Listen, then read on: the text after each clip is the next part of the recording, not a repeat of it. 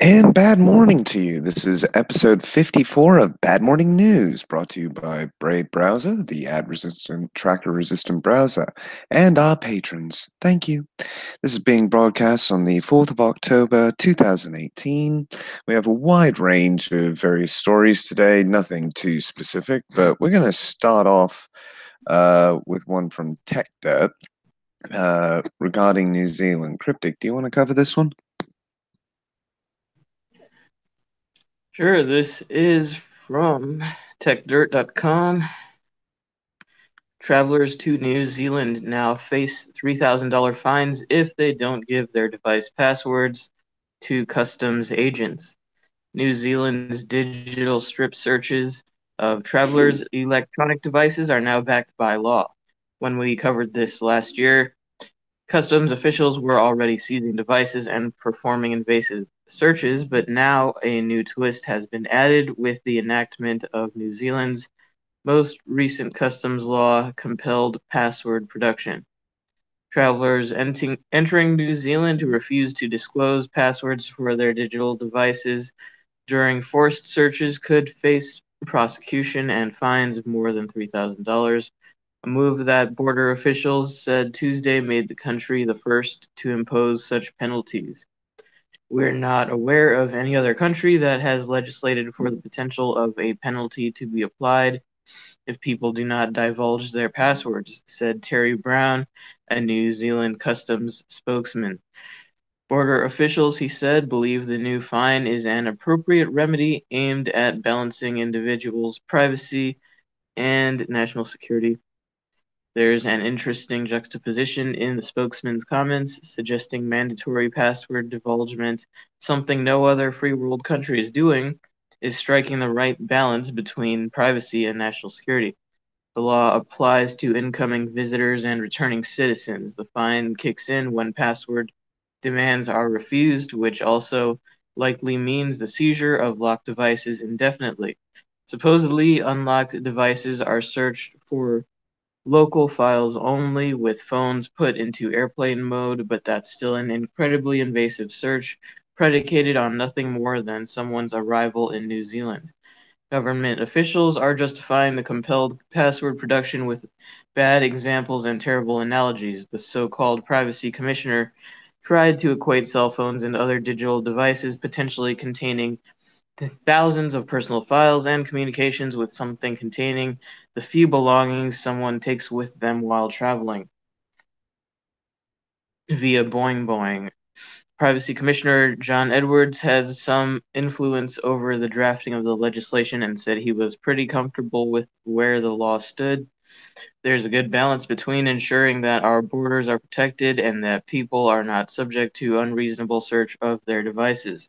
You know, when you come into the country, that you can be asked to open your suitcase and that a customs officer can look at everything in there: socks, underwear, 700 personal photos, a few thousand personal communications.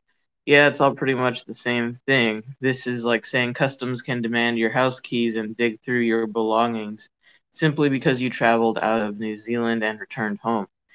The inadvertent hilarity comes from the customs minister, who is probably even less concerned about personal privacy than the privacy commissioner is. Customs Minister Chris Bayfoy said the power to search electronic devices was necessary. A lot of the organized crime groups are becoming a lot more sophisticated in the ways they're trying to get things across the border. And if we do think they're up to that kind of business, then getting intelligence from smartphones and computers can be useful for a prosecution. There are plenty of ways to get digital things across the border without carrying them on your person in some sort of electronic suitcase you know customs officials are going to take from you as soon as you enter the country.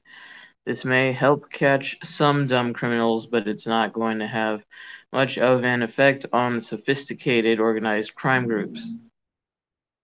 What will happen is lots of people not connected to any criminal enterprise will have their devices seized and searched just because. The new fine will discourage visitors from refusing customs advances, allowing officials to paw through their digital goods just like they do their clothing, and all the government can offer in response is that the ends justifies the means. So yes, this it apparently, as was stated, this is the first time they're attaching that fine to their demand to search your phone. And I wouldn't be surprised to see this happen in more countries as we go forward. Just knowing that they always have some excuse ready when they want to dig into your electronic devices now that everyone has them. Yeah, I mean, from my side, I just don't see how this is going to work because all this is going to do, the article makes good points on the fact that data can be transferred across the internet rather than having to bring it in. So you don't actually have to even have a physical device with you. And if it is a physical device of some description that isn't a phone, um, like a USB stick or something that requires fingerprint identification, for example, um, I don't see how any customs agent would necessarily know that that device is what it is. It'll just say, oh, it's just a USB stick. It won't say, oh, we need to see that as well, necessarily. And you could get it in that way. Plus, on top of that, it's going to kill their tourism trade. I mean, anybody under the age of probably 30 at least will not be keen to give their password to their phone to some random customs official, especially if they work for a company or anything that has an NDA associated with it, any activity.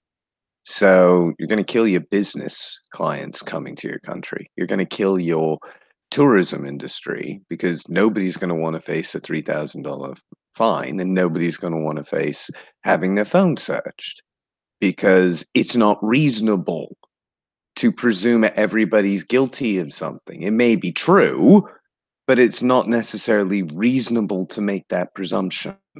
And it's not reasonable for you to have access to everybody's communications.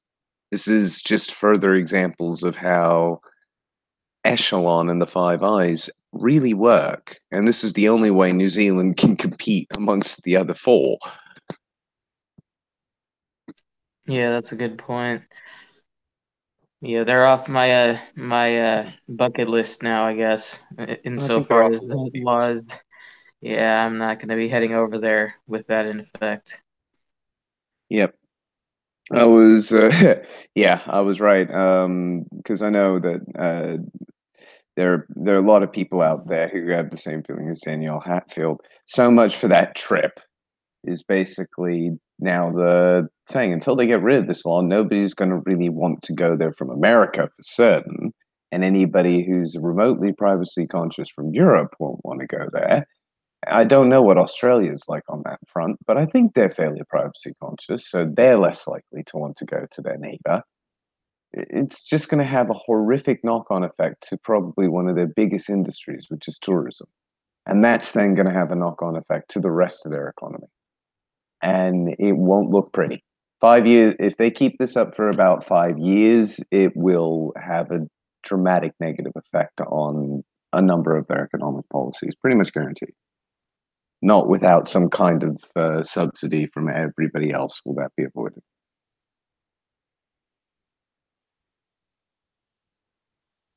But in other news today, it's probably worth covering what's going on with Kavanaugh for a moment.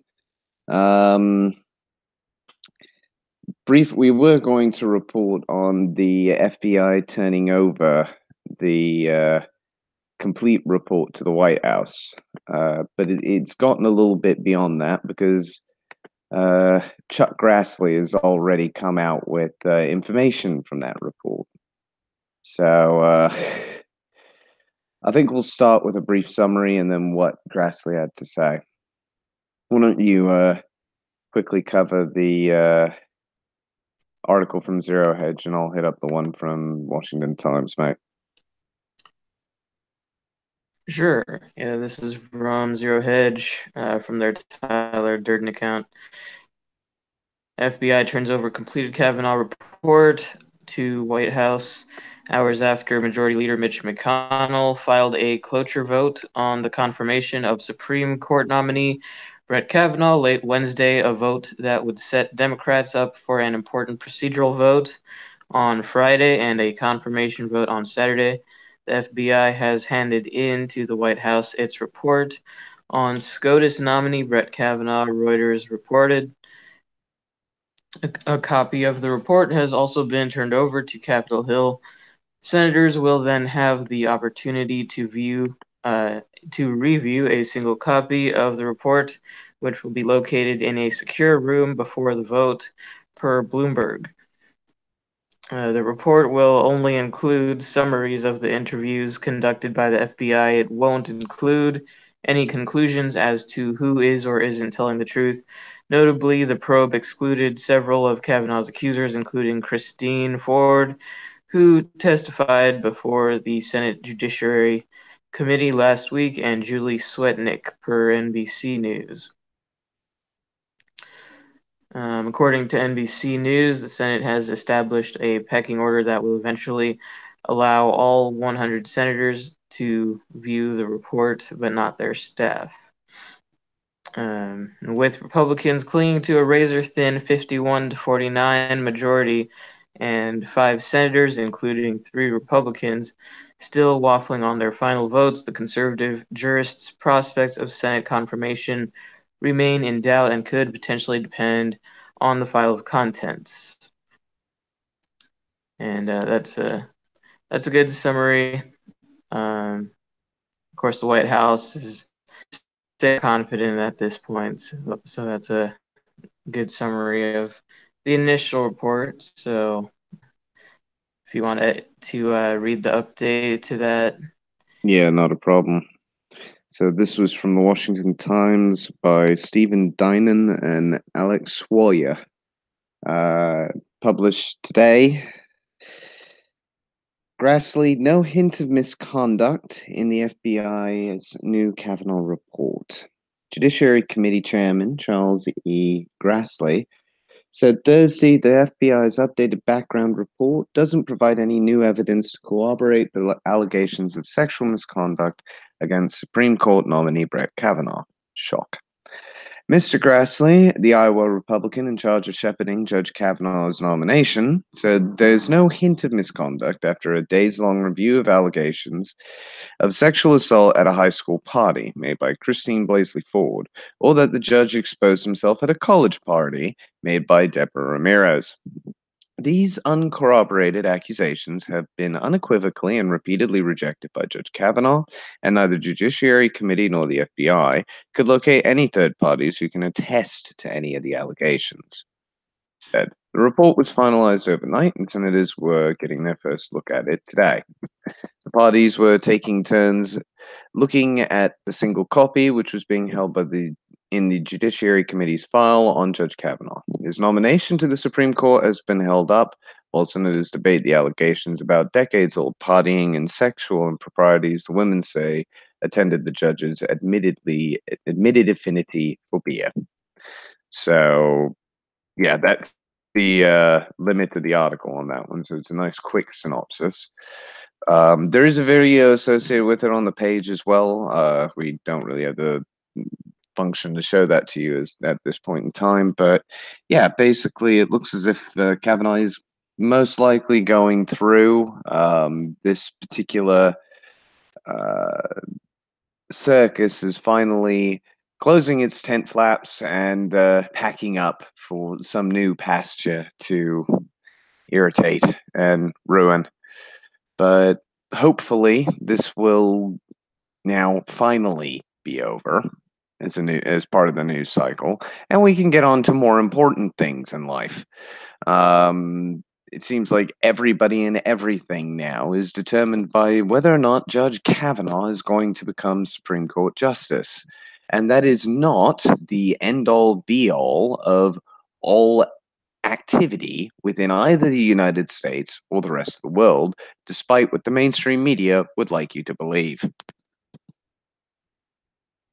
Yeah, I mean, it looks like there's not really anything they found there, so I guess I would think he's more likely to be confirmed than not, and in which case, that part of it will be over, I guess, but then comes the continued desperation of the quote unquote resistance. So who knows what they're going to be doing next. I've seen some of them on social media claiming that if Kavanaugh gets confirmed, that there'll be a blue tide and that they'll take a bunch of the elections coming up next month.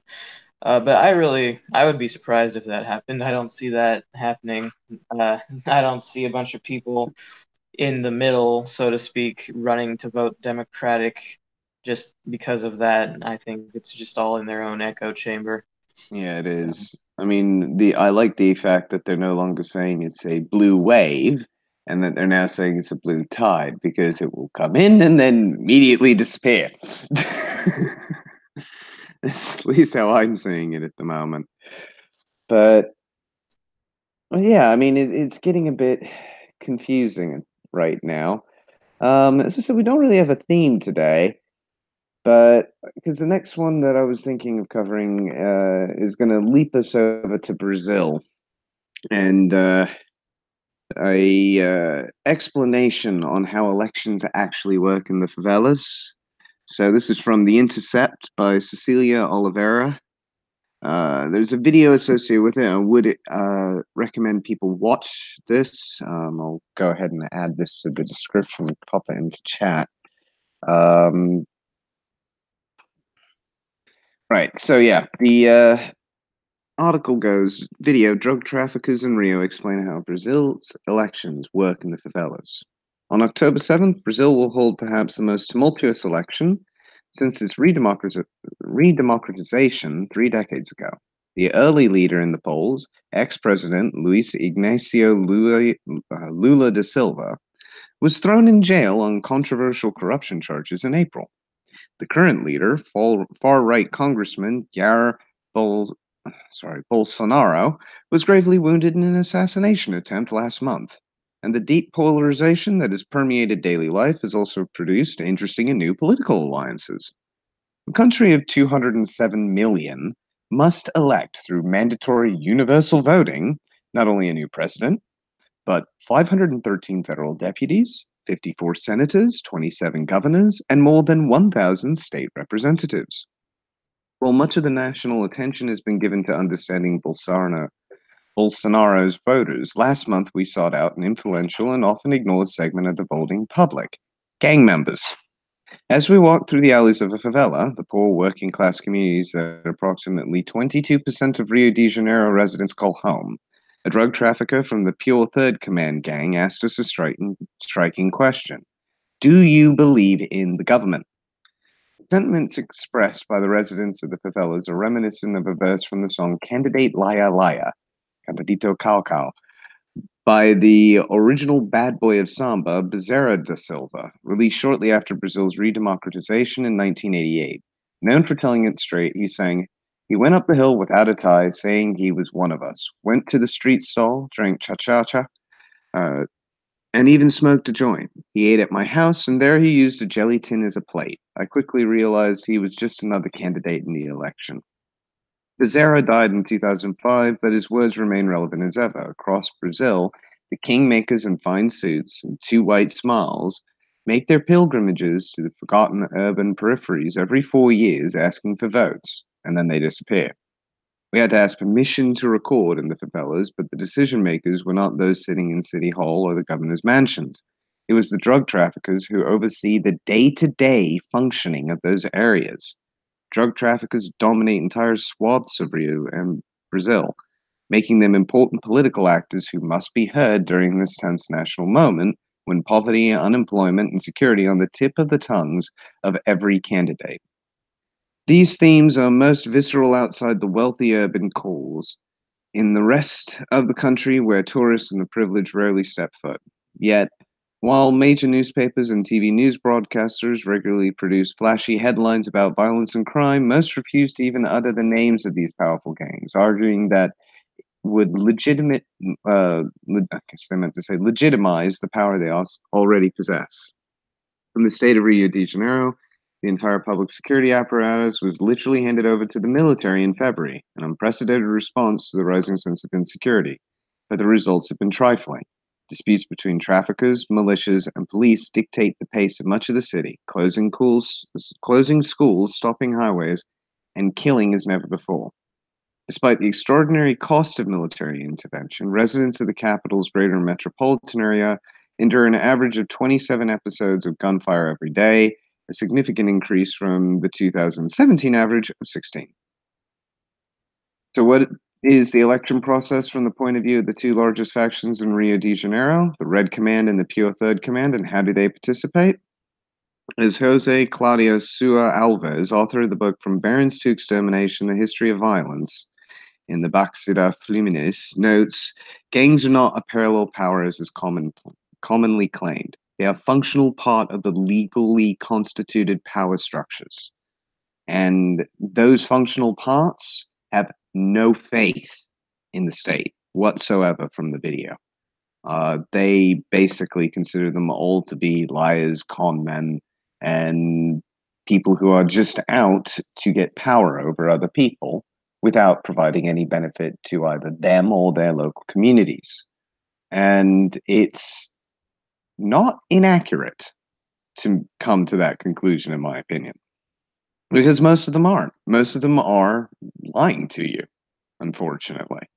It's what they're paid to do. Cryptic?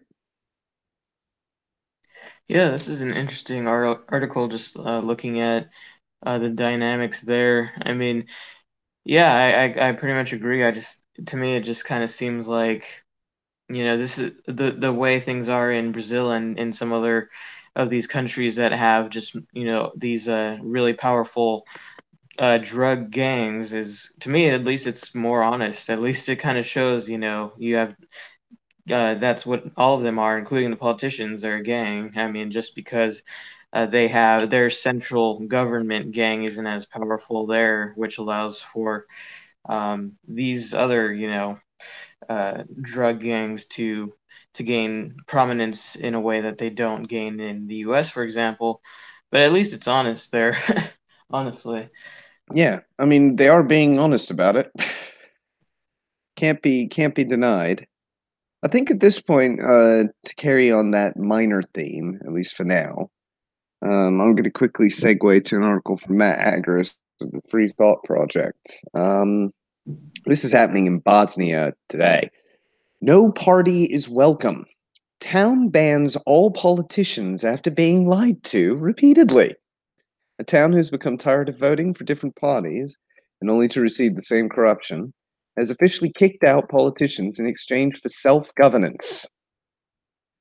Being lied to over and over again and voting party after party into government only to see the same corruption spread, a town in Bosnia just banned all politicians. I might wind up wanting to move there.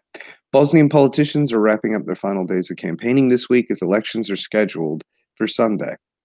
But there is at least one town that won't allow them to pass. Podgora is that place, and it's full of people who have become tired of being lied to over and over again. You've been lying to us for years. No party is welcome in Podgora.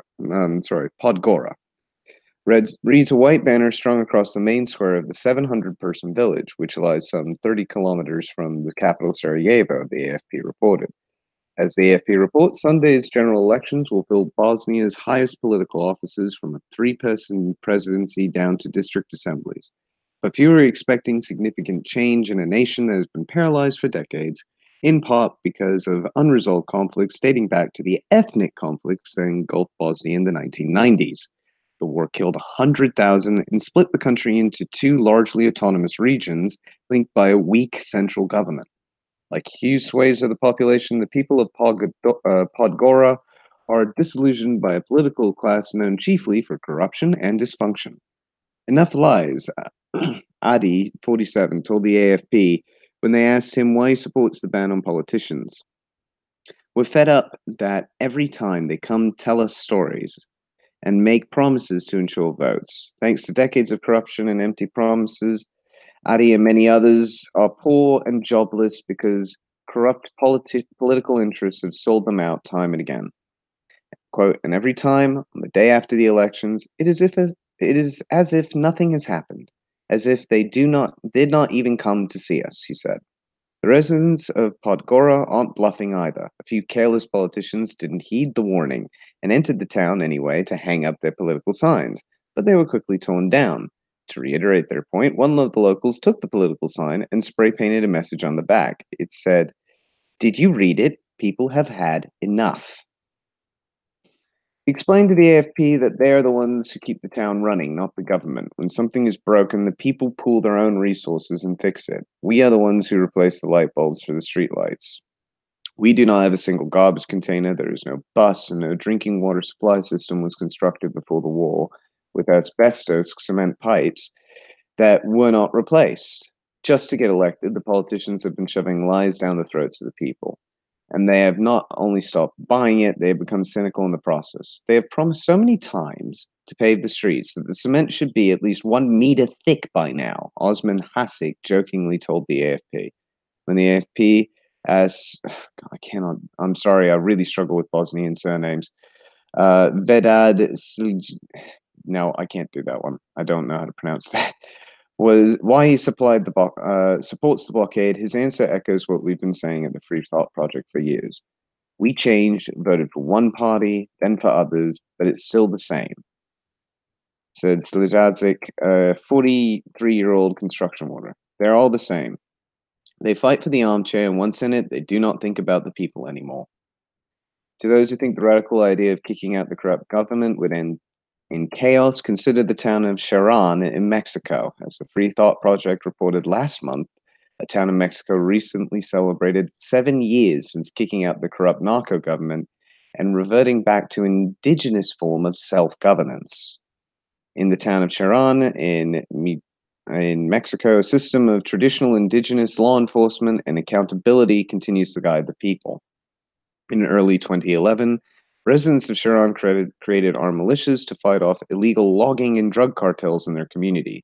The community kicked out politicians and police accused of ties to the drug cartels and began a new system of governance based on Purépecha traditions. After kicking out their corrupt politicians and police, they have thrived in peace and has been one of the lowest crime rates in the entire country. So yeah, watch this space in Bosnia. We may have some fellow feeling people here keen on actually being responsible for themselves. It looks like, at least in some small towns across the world, this idea of actually taking responsibility for what you do is going to be, it seems to be catching on. Yeah, that's awesome to see. I've heard about the Mexico City for a couple months. I've heard about that story kind of unfold and about them kicking out the cops and everything. But yeah, it's good to see that spread, and like you said, it comes down to people being willing to take responsibility.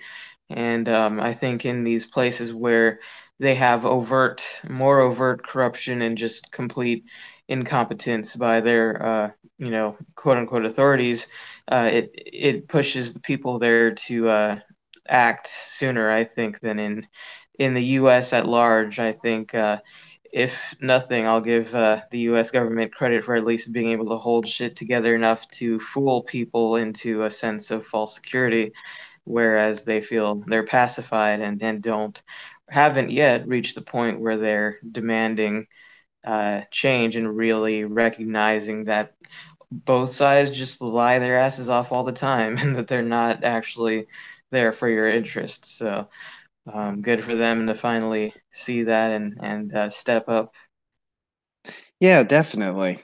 I mean, I'm not going to claim that it's 100% consistent, that everywhere is going to suddenly revert to this, but it's a good sign that some places are finally learning from their mistakes and going, you know what? Maybe politics doesn't actually work at all. Yeah, it's quite positive. I mean, it's a good sign, and it may be worth. I'm gonna cover one more piece from Europe, and then I think it may be worth you hitting up that one from India, mate, to give a bit of contrast, because it's not all good news for us anarchists out there, unfortunately. But there is some more bad news for Europe. Good news for anybody who doesn't like the European Union. Italy apparently is a bit unhappy and is really starting to lash out at the EU and its edicts. So this is from the express.co.uk, published today by Alice Scarsi. Italian rebellion begins. Quote, "We are tired," Salvini lashes out at constant EU rambling orders. Italy's populist leader, Matteo Salvini, lashed out at one of European Union's chief, who branded his government xenophobic, telling the Eurocrat he is just maundering as the rift between Rome and Brazil keeps widening. The interior minister, who unleashed chaos in the EU by closing Italian harbors to asylum seekers over the summer, shrugged off the latest criticisms arriving from Brussels. Mr. Salvini defended his anti-immigration policies after the European Commissioner for Economic and Financial Affairs, Taxation and Customs, Pierre Moscovici, criticized Italians for electing a government he said was of a, quote, racist nature. On Wednesday, Moscovici said, quote, Italians should choose a government clearly Eurosceptic and xenophobe, which on immigration and budget is trying to get rid of the commitments taken within the EU.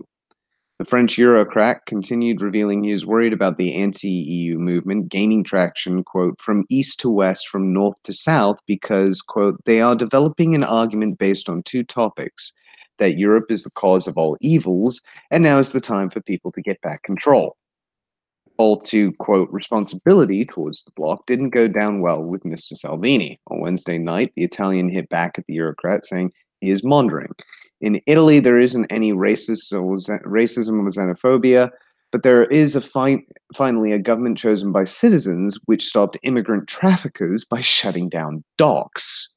We are dead tired of insults coming from Paris and Brussels. Mr. Salvini's latest remarks come after he took a brutal dig at the president of the European Commission, Jean-Claude Juncker.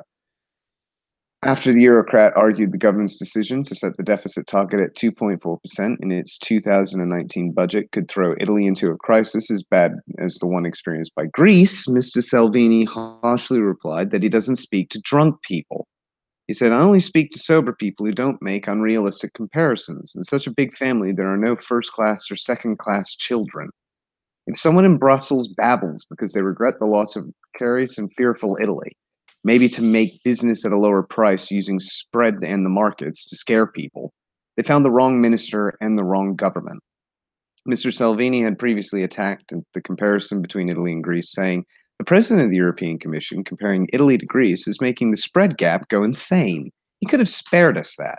Before opening his mouth, he should drink 2 glasses of water and stop spreading inexistent threats, or we will ask for compensation.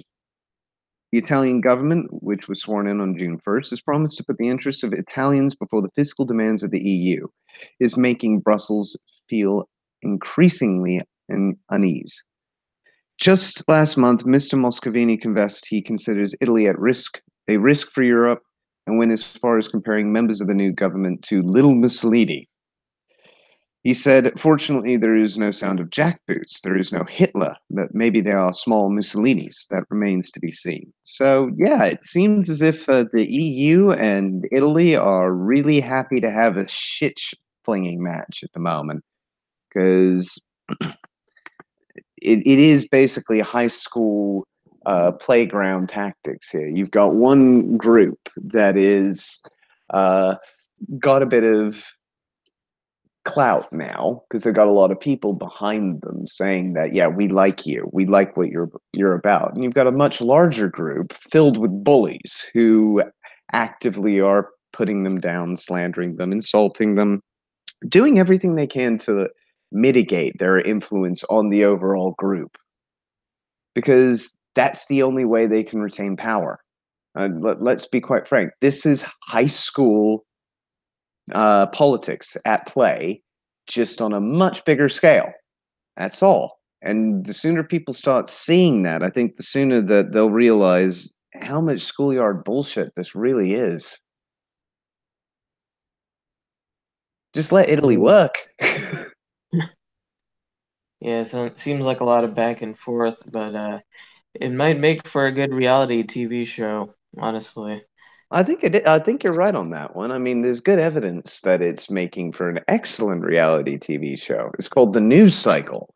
You just watch it. Everybody seems to be watching this. We're actively a part of it now, for crying out loud. Well, at least for the time being.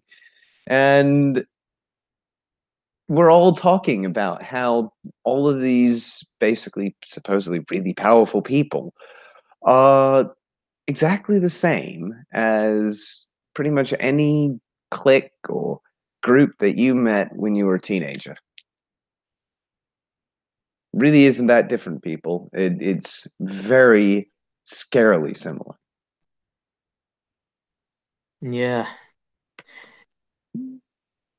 But why don't you cover that article from India now, mate? Because I think we need to really throw some proper bad news at people for the remainder of the session. I think the next few articles we've got will do that.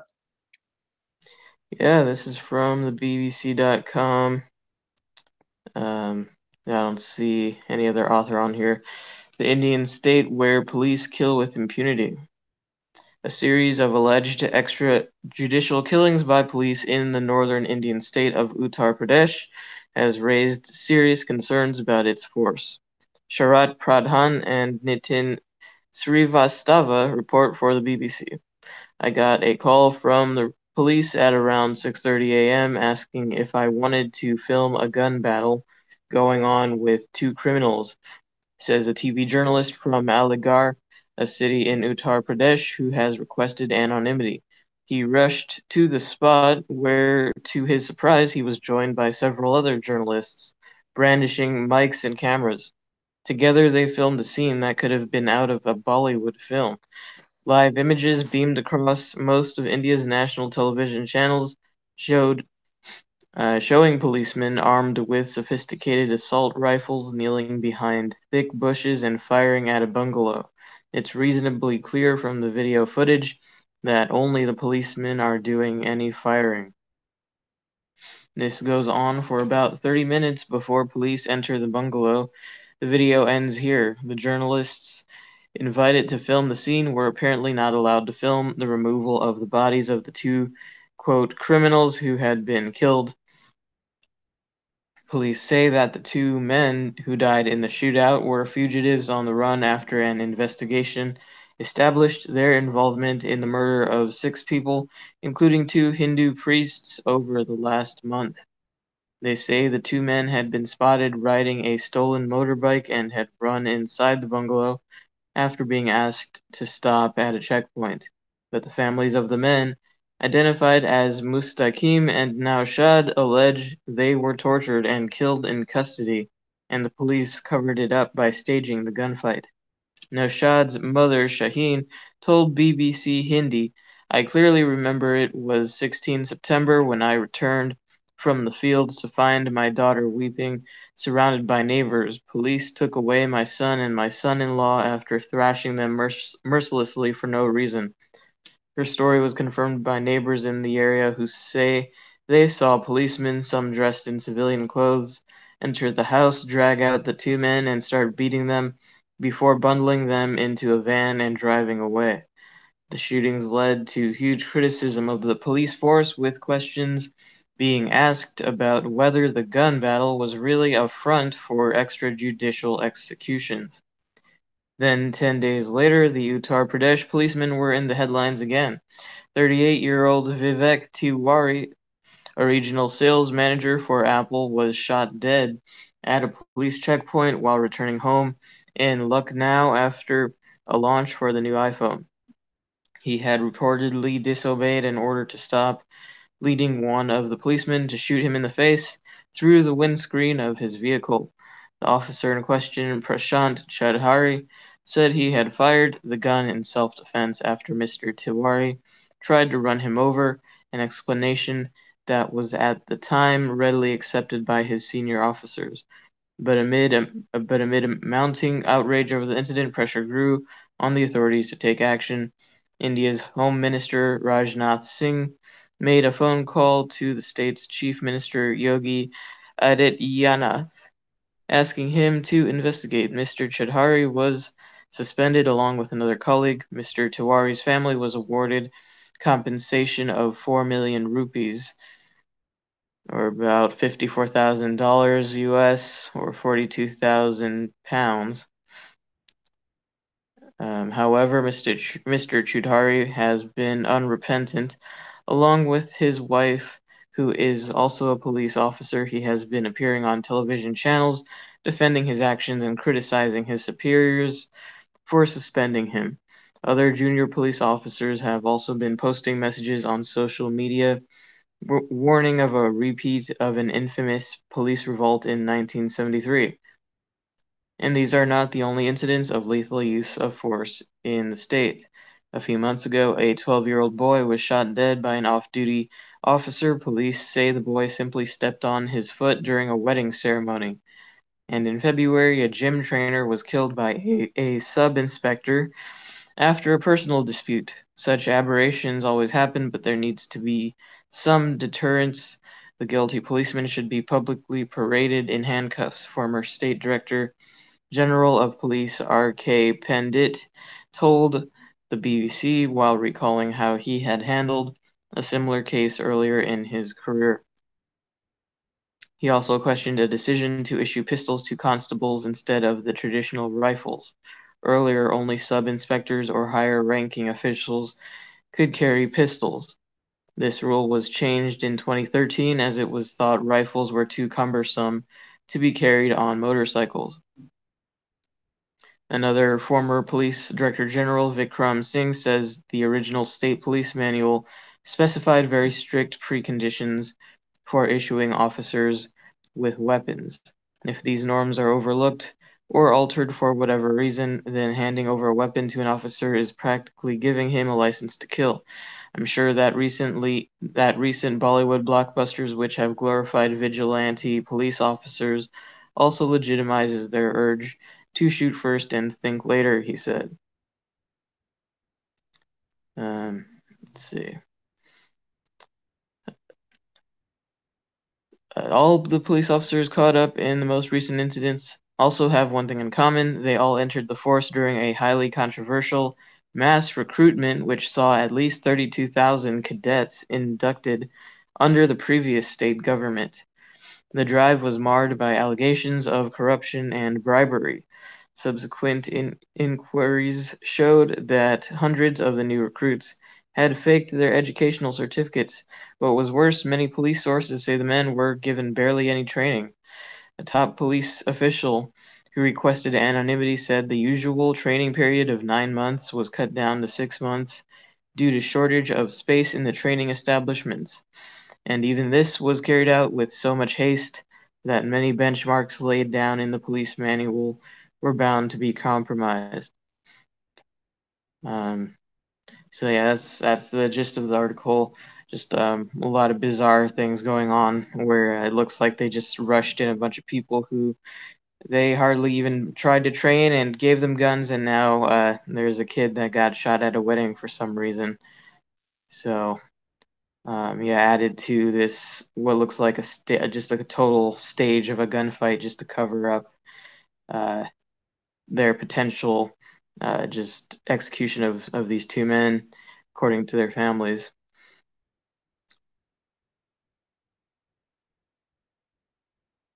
Yeah, I mean, welcome to India, people. I don't really know. I mean, I read that and I was thinking, Jesus Christ, how does it get to that kind of level where, yeah, honestly, it blows my mind a little bit just how flawed India has become with its judiciary and its police.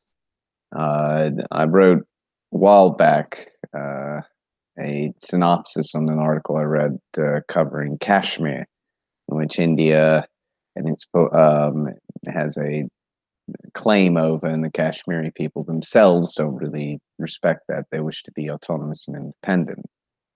And there's been violence for months over this, and it's not reported obviously very well. When it is covered, it's difficult to find something that is unbiased on the issue. When you do, it's quite enlightening. You and what you'll see is basically a distinction between those who think they have privilege over all other peoples because of their position, rather than being servants to them. And this is a common principle when it comes to most police forces, is the power that comes along with being an officer is not well balanced with the commitment that an officer must be as a servant. And it's that dichotomy that these people are supposed to serve the public, but they have power over the public. Therefore, they can't really serve anyone, but they can do a lot to control people and control them for specific influences, including their own. And it's that issue that exists within any governmental system that needs to be addressed. And again, the only way that you can address it with any kind of certainty that you will eventually get a good system out of it is anarchy, because every other system gives you one solution and only one solution, and that doesn't work for everybody.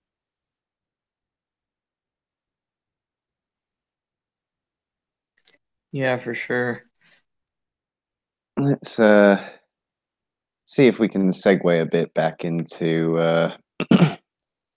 Let's segue back to the States a bit. This is from CNBC. The Chinese apparently are spying on absolutely everybody through all the chips they make. This is from Kate Fazzini. Chinese spy chips are found in hardware used by Apple and Amazon. Bloomberg says Apple, AWS say no way. The chip could have enabled China to view the network of several companies, but Apple, AWS, and Supermicro deny the claims, according to a report by Bloomberg Businessweek. Apple, AWS, and Supermicro dispute this report.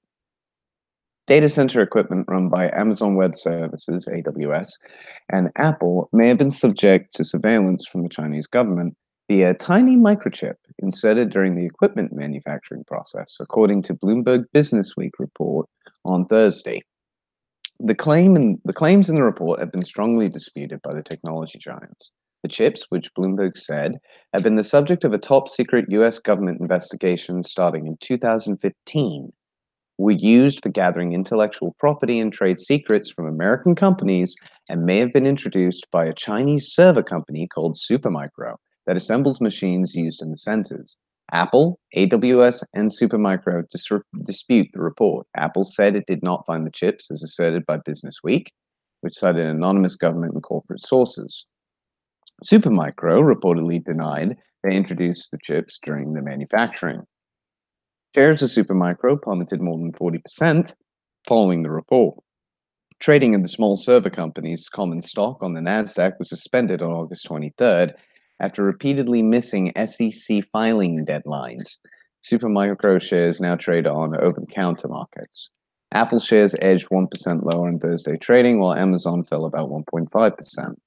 Asked by CNBC for comment, Apple reiterated its strong denials of the report, stating, quote, "We are deeply disappointed that in their dealing with us, Bloomberg's reporters have not been open to the possibility that they or their sources might be wrong or misinformed. Our best guess is they are confusing their story with the previously reported 2016 incident in which we discovered an infected driver on a single Supermicro server in one of our labs. That one-time event was determined to be accidental and not a targeted attack against Apple." AWS has also denied the report, telling CNBC in a statement, "As we shared with Bloomberg Businessweek multiple times over the last couple of months, at no time, past or present, have we ever found any issue related to modified hardware or malicious chips in Supermicro motherboards or any in any elemental or Amazon systems. A statement from the China Foreign Ministry said China is a resolute defender of cybersecurity. Sorry, I can't believe they said that with a straight face. According to Bloomberg, the problem was discovered in 2015 and confirmed by an independent security investigator hired by the cloud providers. Supermicro servers were removed by Apple that year, according to the report, with its ties with Supermicro were severed in 2016. Follow-up investigation involving several government agencies was conducted as well. Apple and AWS denied these moves involving Supermicro were related to chip worries. No consumer data was stolen as part of the alleged campaign, according to the report. There's more in this, but to be honest, that's the core of the article itself. So yeah, a tale of two narratives again, people. Who do you believe? Is it the big tech companies, or is it the government, or Bloomberg? So basically, big me and big tech fighting it out over cybersecurity now. Now, I'm personally of two minds. I haven't reviewed the original article, and as they are all anonymous sources, it's impossible to guarantee the claims one way or the other. It's probable that this is the case. I wouldn't put it past China to do something like this through some sub-company within their infrastructure, because they do still have a very strong political communist government that does have a lot of influence over where data and what data gets collected.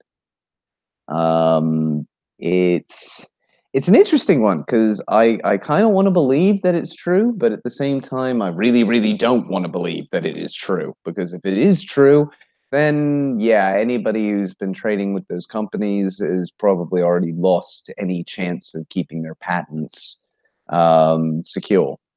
So yeah, this is going to get interesting, I think, over time. We'll see how this plays out over the coming weeks. What do you think, Cryptic? Yeah, I honestly don't know what to think about that. Yeah, it'll just be something to follow, I suppose. And if nothing else, I would also watch this as a reality show. So I don't know. Today, everything kind of looks like reality TV to me right now. I'm not sure why. But... I can understand that. It does feel like that. Perhaps we should finish off with that article from. And again, I can't believe I'm actually reporting from CNN, but I think we probably should finish off here on this one and then tackle chat, because this is actually some, well, good news for most normal people, bad news for the Catholic Church. By Steve Amelsi and Susanna Cullinane even, of CNN. This was reported at 9 a.m. my time today. Michigan AG seizes Catholic diocese records in sex abuse investigation. Michigan authorities have seized records from every Catholic diocese in the state as part of an investigation into possible sexual abuse by the clergy, the diocese said in a separate statement released Wednesday. The Archdiocese of Detroit, the diocese in Gaylord, Grand Rapids, Kalamazoo, Lansing, Marquette, Saginaw, said their offices were served search warrants Wednesday morning from Attorney General Bill Schuette. Schuette's office announced last month it would be looking into possible sex abuses by priests in the state's 7 dioceses.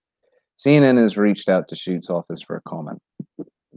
A post on the Attorney General's website says the investigation will be independent, thorough, transparent, and prompt, and will find out who knew what and when. The Michigan Department of the Attorney General has determined that a full and complete investigation of what happened with the Catholic Church is required, the post says.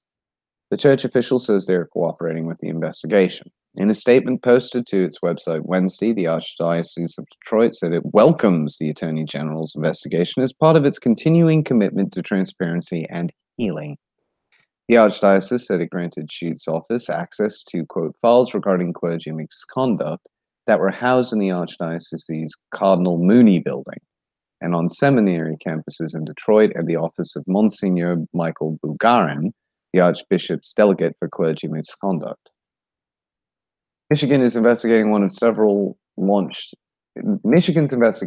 is one of several launched following the release in August of a report by a Pennsylvania grand jury detailing decades of alleged sexual abuses by priests and cover-ups by bishops in that state.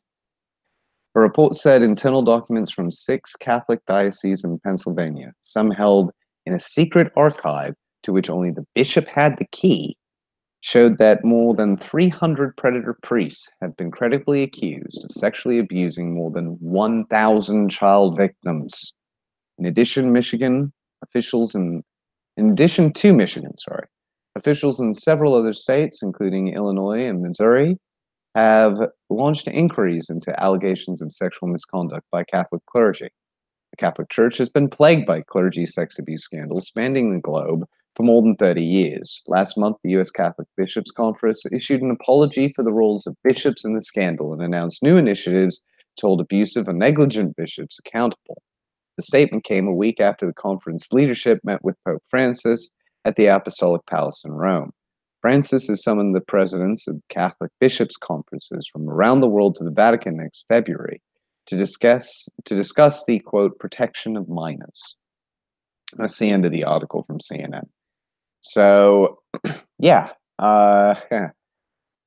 it looks like, and again, I'm only going to say it looks like something is finally being done about the malfeasance of the church, which has been a source of humor and amusement to comedians all over the world, having a field day with making parodies of it. However, nowadays it's becoming, it's actually being admitted to at last that these things have happened. And people do at least appear to be doing something about it. Now, I'm not going to guarantee that this is going to actually result in anything for those victims, or that it's going to result in any kind of justice at this point in time. I'm not convinced it will right now, particularly because it's with the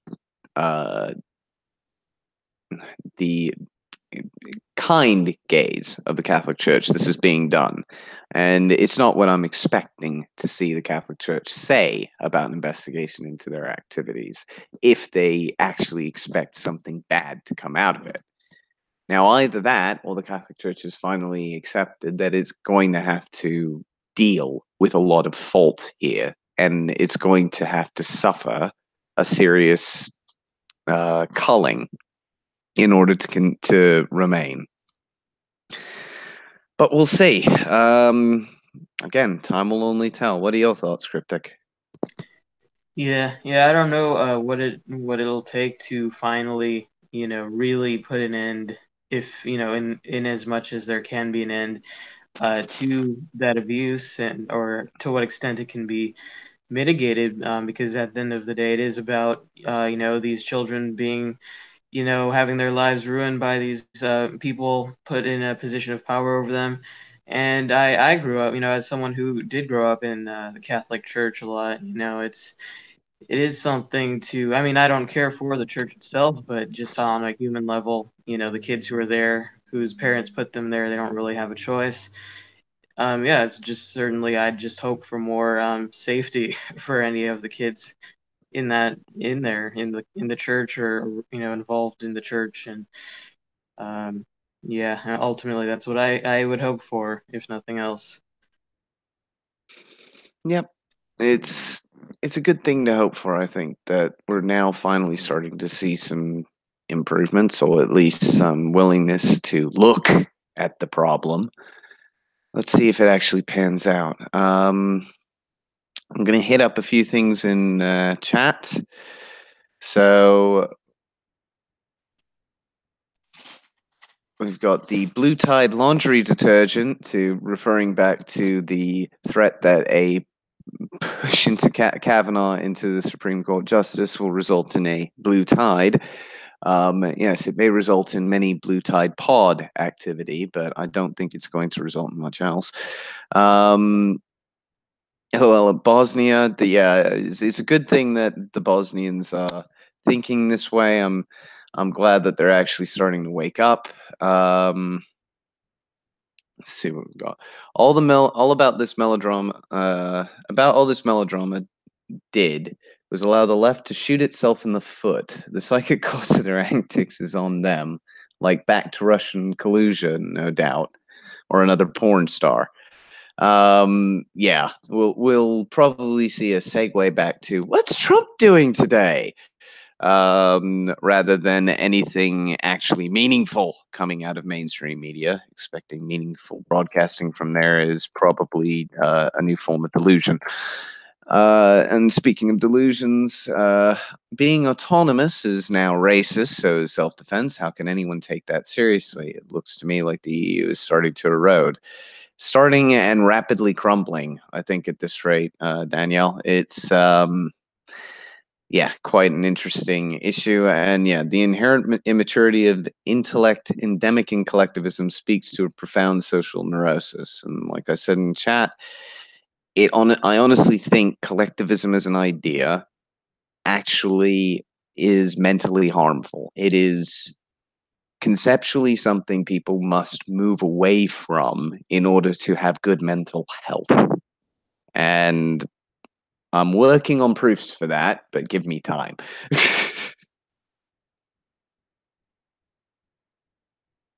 Yeah, I'd like to see that because I definitely agree, but I'm not good with all of the philosophical side of things. It would be nice to have that though, aside from just my observations. No, that's fair enough. I mean, I'm even though I'm gonna give a couple of minutes because just to make mention, tomorrow will be unfortunately my last episode for at least a while, as I'm starting a new job Monday, and due to contractual obligations, I won't be able to do both this and that. Um, Even out of hours. So I've got to come up with some other arrangement to continue my membership as a way to the community. Um, but we'll see what happens over the coming months, and who knows, maybe I'll be able to do at least brief moments on catch up shows or provide my own content. And I still intend to produce my own separate videos that if you or Jeremiah or any of the other hosts feel are worth reporting on, feel free. Most of them will have some form of content related in text provided as well. But yeah, I am working on still trying to prove a lot of the things that I'm coming up with through logical methods, but it takes a lot of work to deal with all the edge cases. Yeah. Right. Well, it's as I said. This is we're gonna have to wrap it up about now. This has been your host Lupinite and Cryptic, and as our founder Jeremiah would say, "Smash the state, fuck the system, and have a bad morning, everybody." See you guys tomorrow. Oh, and don't forget, tomorrow is our community edition, so feel free to start sending your links into the community link section of Discord if you're part of the community. Yeah, Bye. have a bad morning, guys.